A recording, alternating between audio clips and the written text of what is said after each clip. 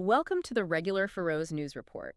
Our mission today is to take a stack of the latest articles, notes, and research coming out of the North Atlantic and synthesize the biggest developments for you. We're focusing on the facts and the details that matter most. And this week, the sources are revealing a landscape that's, well, it's defined by some significant strategic tensions and, at the same time, these massive domestic policy debates. Absolutely. We're really spanning the geopolitical scale here. We are. Everything from military posturing near the Arctic right down to, the really granular details of local political ethics and these huge infrastructure projects. So we've organized the material into two parts. First up, we've got the core news reports, or TDINDI. Right. And those headlines are the relaunch of nuke diplomacy between Greenland, Denmark, and the USA. Then the Russian ship laser harassment incident near the Faroes. And a political threat reported by the Runavík vice mayor over the recent election. Plus a new trawl breakthrough and a pretty interesting proposal for seawater pumping to stabilize hydropower. And after all that, we'll get into the opinion segment. We're looking at three pieces there. The first calls for a complete reset of the Suðuroy Tunnel project. The second is about protecting Faroese tradition through law, specifically whaling. And the last one is a call to withdraw the Furrow Bank fisheries law proposal. So a lot to cover. A lot to cover. Let's start with that high-level diplomacy. After a bit of a quiet period, it looks like representatives from Greenland, Denmark, and the USA are set to meet in Nuuk in early December. Yeah, and they're officially resuming those formal three-party meetings. Yeah. What's really significant here is the structure. It's not just a casual chat. No, not at all. These are formalized meetings. They take place within two very established bodies. There's the Joint Committee, which handles civilian cooperation. Okay. And then there's the Permanent Committee. That one was set up way back in 1991 specifically for information exchange about the U.S. military presence and defense in Greenland. And the White House was, very keen to stress that the diplomatic relationship with both Greenland and Denmark is, and I'm quoting here, well-established and growing in strength. And this renewed focus, this diplomatic energy, it's not happening in a vacuum. It follows all the attention brought to the region after the second U.S. presidential election. Right, where Donald Trump stated on his social media that ownership and control of Greenland is absolutely crucial. He used the term "alltafgerande" to U.S. interests. Exactly. And crucially, the current practice, the established protocol, requires all three parties to be present when you're discussing foreign, security, and defense policies that affect Greenland. So it's a procedural necessity. It is. And it's rooted in the 1951 Greenland Treaty, the defense agreement. That's what commits the USA, through NATO, to help defend Greenland. And in return, the U.S. gets free access across the territory. So the message seems pretty clear. The U.S. is actively pushing for engagement, but that engagement has to happen through these established trilateral channels that are already in place. That's it. That mechanism is the gatekeeper. And it ensures that everyone, especially Greenland, has a seat at the table on defense matters that affect them directly. Speaking of defense, let's pivot from that high-level diplomacy to a much more active security concern, something happening very near our own waters. The Russian research ship Yantar. Exactly. Yeah, and we should be clear, both NATO and the UK don't classify it as just a research ship. It's an intelligence gathering ship. And it was recently involved in what the UK Defense Secretary condemned as unprofessional and intolerable behavior near the UK's exclusive economic zone. And the specific behaviors were, highly provocative. The ship reportedly pointed lasers at a Royal Air Force patrol aircraft. And even more seriously, it's believed it tried to jam GPS signals. It is an action that actually affected the UK frigate HMS Somerset and, worryingly, several civilian vessels that were operating nearby. And this all happened while the Yantar was sailing northward. Right, specifically heading toward the Faroe Islands. The response was immediate and very sustained. The HMS Somerset shadowed the Russian vessel continuously. For how long? For 8 days, from November 5th to the 11th. Wow. That kind of surveillance for over a week, that's a massive commitment of resources. It really is. And the reports show it wasn't just the frigate. It was a comprehensive 24-hour operation. It involved RAF maritime patrol aircraft and even submarines. It really underscores how seriously they view this vessel. Well, yeah. The Yantar doesn't operate under some civilian banner. It reports directly to the Russian Defense Ministry through Russia's main directorate for deep-sea research. It's a strategic military asset. The UK Defense Secretary didn't mince words, did he, in his speech to Parliament on November 19th? Not at all. He condemned the actions and sent a very direct message to Russia. He said, "We see you, we know what you're doing, and if Yantar travels south this week, we are ready."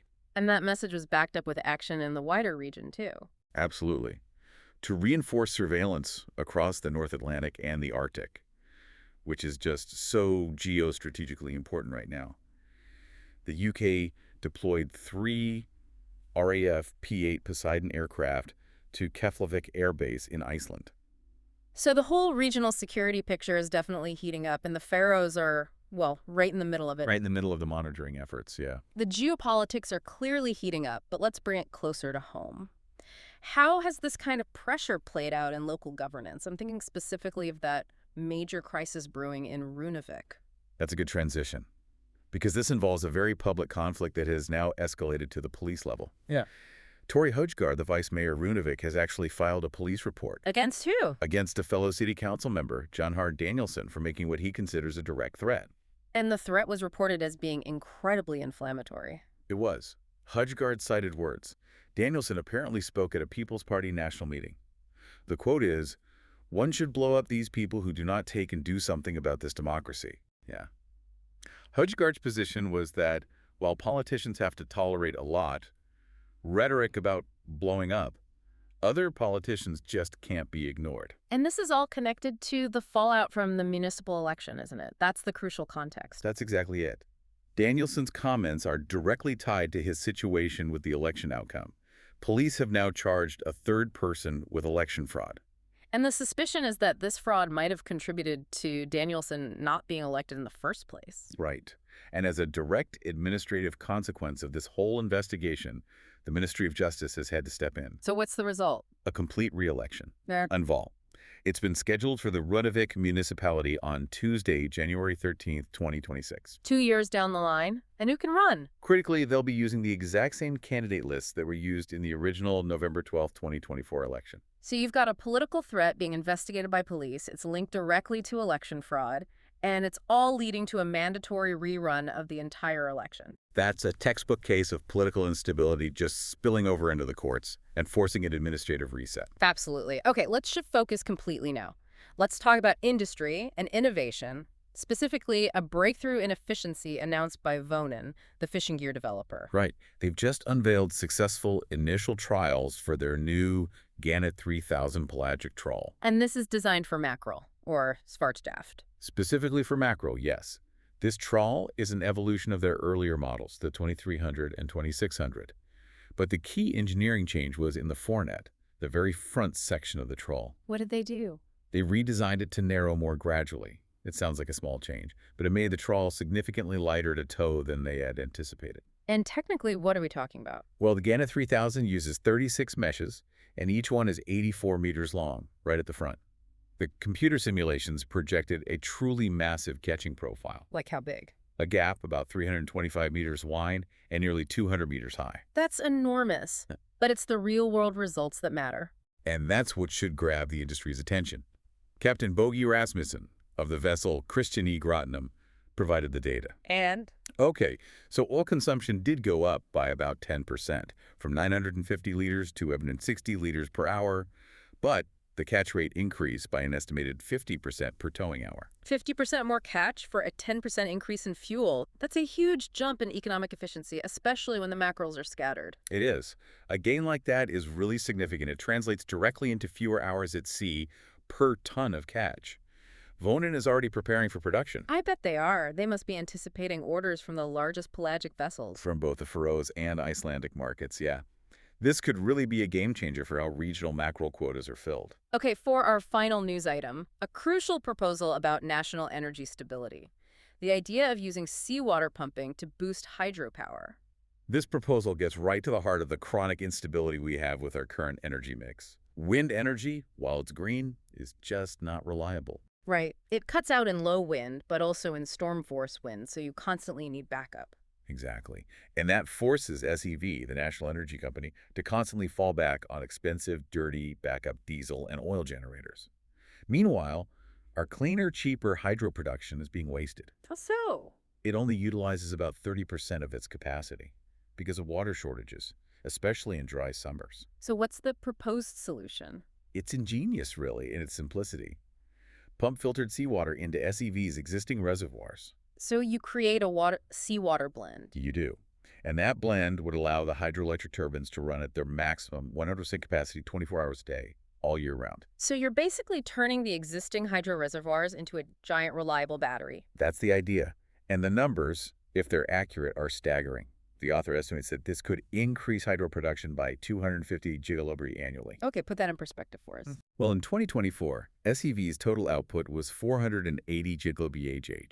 Hydro contributed only 111 of that, so about 23%. This proposal suggests more than doubling the reliable hydro output.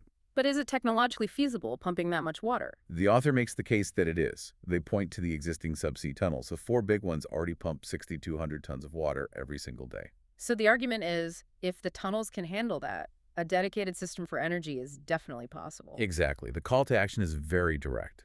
The author is urging SEV management to prioritize a cost estimation and maybe even a trial project right away. They see this as a far more stable alternative to just building more wind turbines. Okay, that concludes our core news reports. Now we move into the second half, what the commentators, the Lezer and Scrivar, are really debating this week. And we're starting with a massive policy fight, the Suðuroy Tunnel project. This commentary is by MP Liljon Wehe, and it's titled Cultural plus Alt plus Del. That suggests a need to completely reboot the whole thing. It does. And she makes the explosive claim that the Suðuroy Tunnel project is the largest and most expensive scandal in Faroese history. The core allegation seems to be that major decisions are being made in secret. Secretly and without proper political review or public insight. The argument is that it's completely bypassing the democratic process. And what are the specific concerns? She points to new plans that have allegedly surfaced. Things like a new route near Sandsvat and a much longer tunnel section under Træmar. And the costs and consequences of these new plans are? Completely unknown to the public, to the parliament, to anyone. The author demands that the political system must reclaim decision-making authority from the private company running it, PF Suðuroy Tunnel. So the call is for proper, accurate studies. Yes, a detailed cost assessment, a transparent financing model, and essential environmental and geological surveys, all the things you'd expect. The commentary also points to a specific moment when the process went, quote, off course. It does. It was when the transport minister promised that drilling would start by midterm, back in December 2022.